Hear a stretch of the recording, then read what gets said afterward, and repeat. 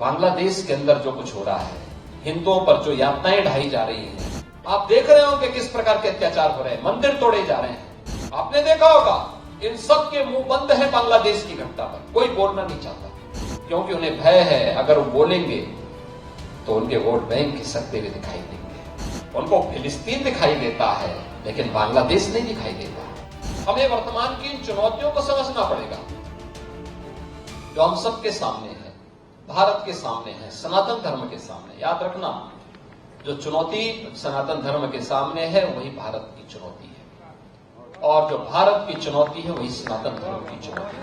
दोनों एक दूसरे से अपने आप को अलग नहीं कर सकते, कोई एक दूसरे से अलग नहीं कर सकता।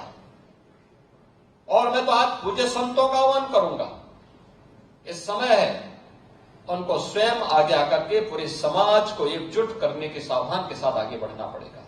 याद करिए, अगर हमने तनिक भी भूल की, ये समाज फिर से बटा और जो साजिशें हो रही हैं अगर वे सफल हुई तो बांग्लादेश के अंदर जो कुछ हो रहा है, हिंदुओं पर जो यातनाएं ढाई जा रही हैं, आप देख रहे होंगे किस प्रकार के अत्याचार हो रहे हैं, मंदिर तोड़े जा रहे हैं।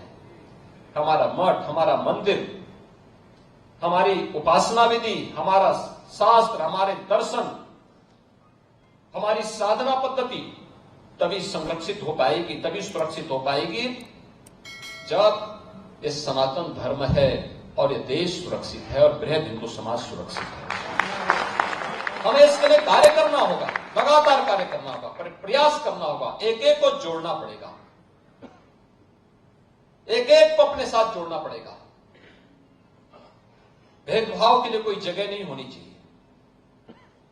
विभाजनकारी उन ताकतों को बेनकाब करना होगा जो केवल अपना उल्लू सीधा करने के लिए समाज को बांटना चाहती है, तमाम वादों के आधार पर बांटना चाहती है।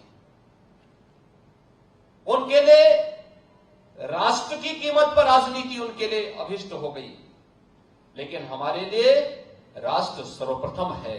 राष्ट्र की कीमत पर कोई राजनीति नहीं हो सकती। हमें चुनना होगा, पहले राष्ट्र को चुनेंगे, उसके लिए किसी भी प्रकार के बलिदान देने के लिए तैयार होंगे, लेकिन उसकी कीमत पर कोई राजनीति स्वीकार्य नहीं है। लेकिन आज जिस प्रकार के दृश्य दिखाई दे रहे हैं, जिस प्रकार की बातें हो रही हैं, जिस प्रकार की चीजें चल रही हैं, आपने देखा होगा इन सब के मुंह बंद है बांग्लादेश की घटना पर, कोई बोलना नहीं चाहता क्योंकि उन्हें भय है अगर वो बोलेंगे तो उनके वोट बैंक खिसकते हुए दिखाई देंगे।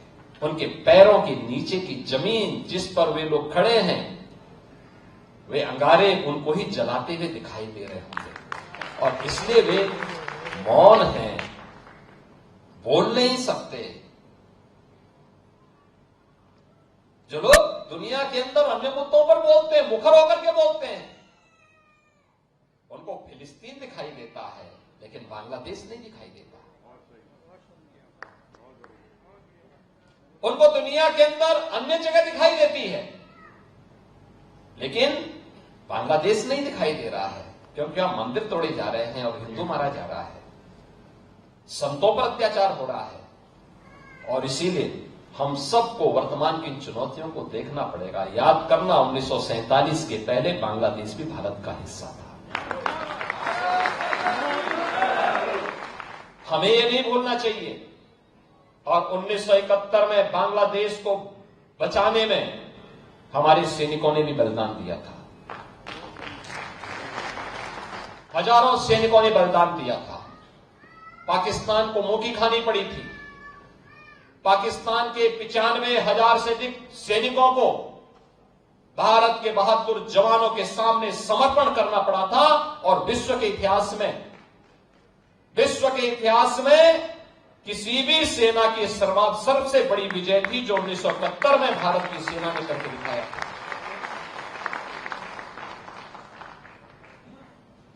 इसलिए हम सबको वर्तमान में अपने आप को उसके लिए तैयार करना होगा, देखना होगा। यह देश रहना चाहिए, सनातन धर्म हर हाल में रहना चाहिए, हमारी विरासत का हर हाल में संरक्षण होना चाहिए, और उसी विरासत के संरक्षण की दिशा से ये विकास के कार्य उसके साथ जोड़े जा रहे हैं, उसको आगे बढ़ाने का काम